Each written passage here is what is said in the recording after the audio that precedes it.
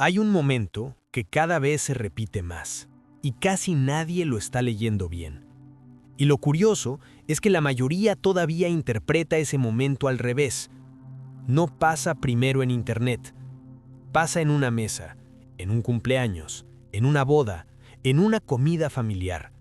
En ese tipo de reunión donde siempre aparece, tarde o temprano, la misma pregunta incómoda. Y aparece ese hombre, el que llega solo. Pero no llega como antes esperaba que llegara un hombre solo.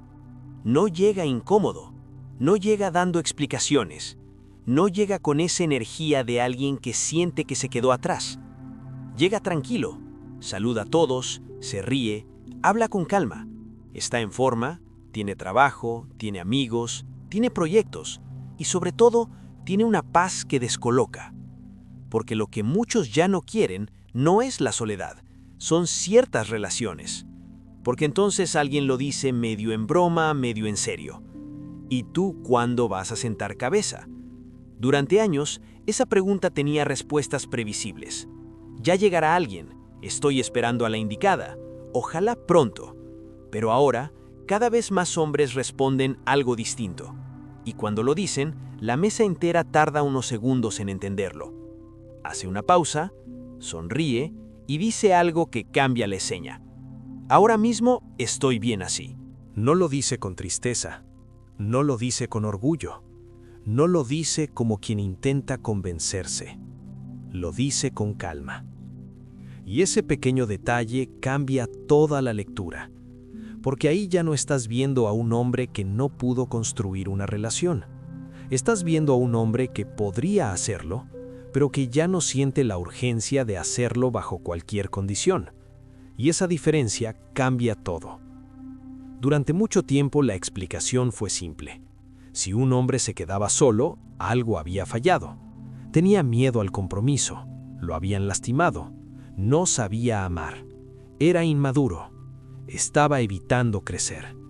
Ese diagnóstico era cómodo porque cerraba rápido la conversación, pero cada vez explica menos, porque el patrón que está creciendo no es el del hombre roto, es el del hombre que observa, que evalúa, que compara y finalmente decide. Y ese cambio no aparece primero en lo que dice, aparece en lo que deja de hacer. Deja de perseguir conversaciones ambiguas. Deja de insistir cuando el interés es tibio. Deja de entrar en dinámicas donde siempre tiene que adivinar qué pasó. Deja de responder inmediatamente a cada distancia emocional. Deja de justificar su tiempo como si estuviera rindiendo examen. Eso ya es una señal. Pero no es la más importante. La más importante viene después. Empieza a proteger su tiempo. Empieza a proteger su rutina. Empieza a proteger su foco. Empieza a tratar su paz mental como algo que no se entrega fácilmente. Y aquí aparece la primera verdad incómoda. Muchos creen que estos hombres están evitando el compromiso, y aquí es donde la mayoría de las interpretaciones empiezan a fallar. Pero la verdad incómoda es otra.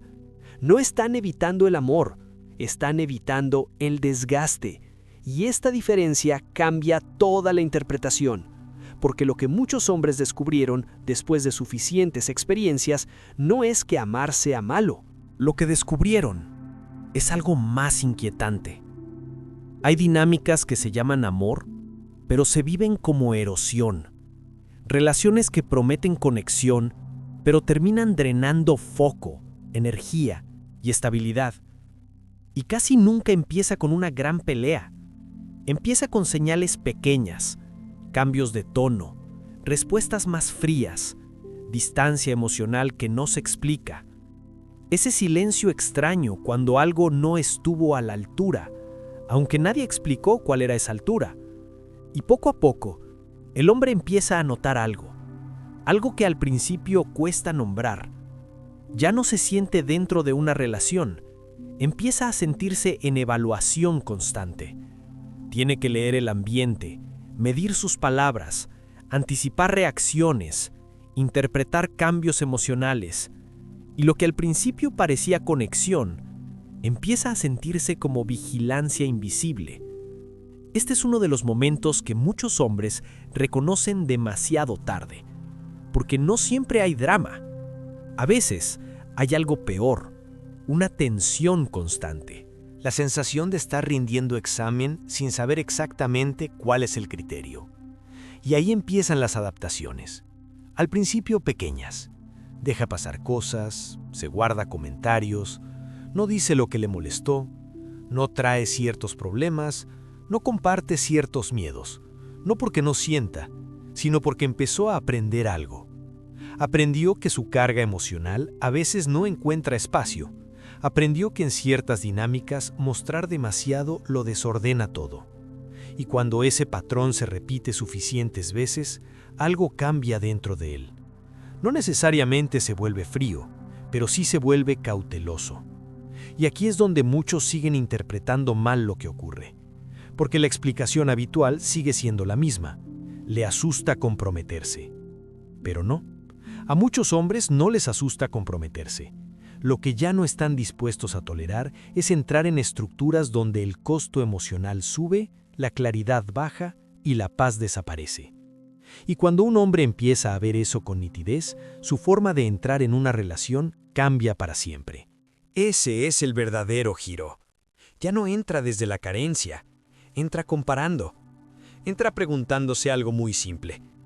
¿Esto realmente mejora mi vida o solo me pide reorganizarla para sostener una dinámica incierta? Esta pregunta antes casi no existía. Ahora está en el centro. Y aquí ocurre algo todavía más interesante, porque este cambio no ocurre solo dentro de las relaciones, también ocurre fuera de ellas. Durante mucho tiempo, para un hombre, una pareja no era solo una relación, era estructura, era identidad, era legitimidad social. Si querías intimidad, familia y estabilidad, ese era el camino principal.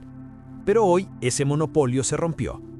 Hoy un hombre puede tener dirección, puede tener propósito, puede tener estabilidad económica, puede tener amistades reales, puede tener un proyecto personal, incluso puede tener conexión profunda sin necesidad de entrar automáticamente en una relación romántica.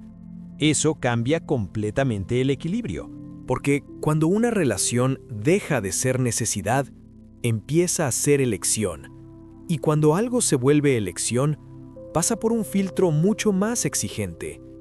De repente la pregunta ya no es ¿quiero compañía? La pregunta pasa a ser otra. ¿Esto realmente mejora la vida que ya construí? Y muchas relaciones modernas no pasan ese filtro.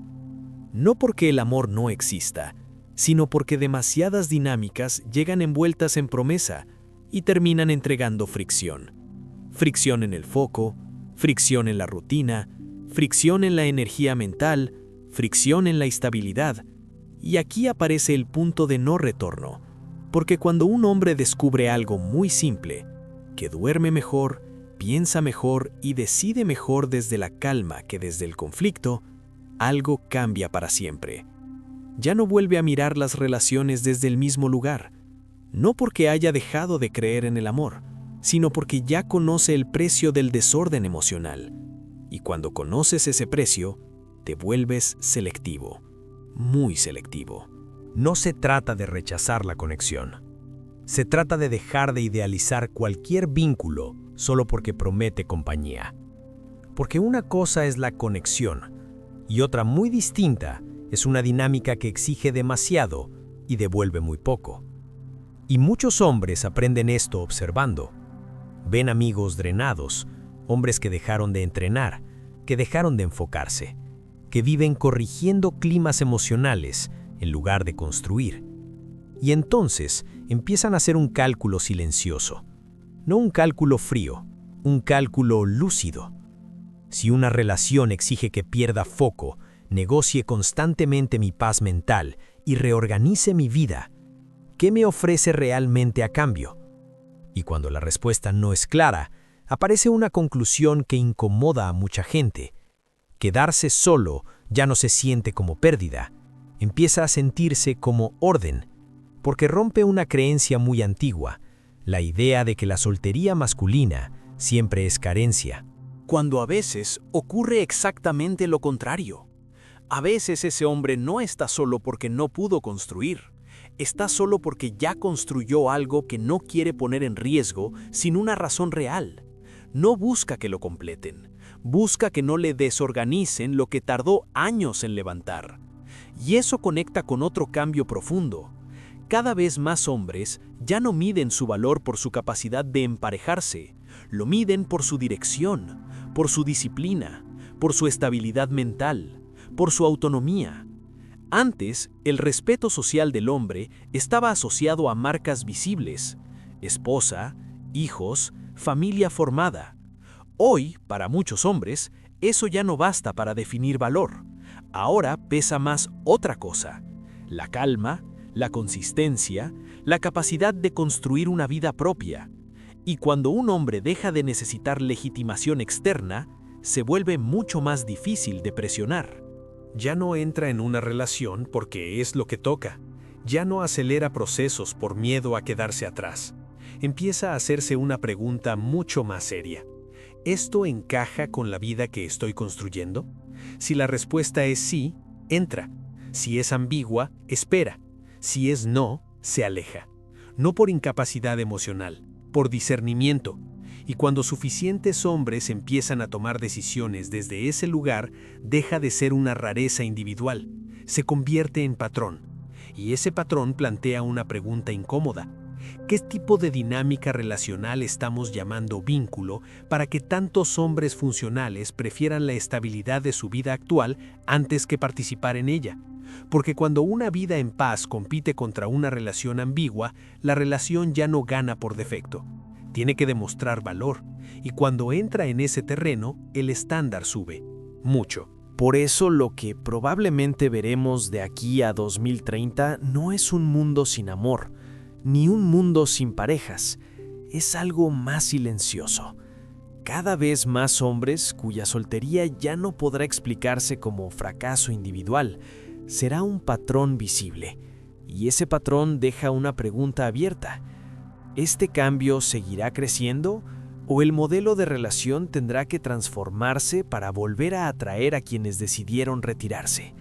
Porque si algo está claro en este momento silencioso que cada vez se repite más, es esto: cuando un hombre descubre la paz de una vida que funciona, ya no entra en cualquier relación, solo entra en una que realmente la mejore.